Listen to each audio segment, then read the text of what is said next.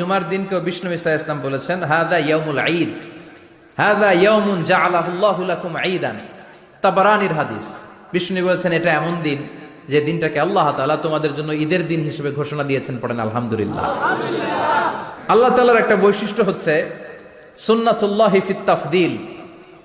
এক এক জিনিসের উপর আল্লাহ এক এক জিনিসকে বৈশিষ্ট্যমণ্ডিত করেন, মর্যাদা দান করেন। ফাদ্দালা জামানান আলা জামান কামা ফাদ্দালা মাকানান আলা মাকান, ইনসানান আলা ইনসান। আল্লাহ ব্যক্তির উপর ব্যক্তিকে প্রাধান্য দেন, আল্লাহ সময়ের উপর সময়কে প্রাধান্য দেন, আল্লাহ স্থানের উপর স্থানকে প্রাধান্য দেন। এটা আল্লাহর সুন্নাত। এটা আল্লাহর কি সুন্নাতুল্লাহি ফিত তাফদিল।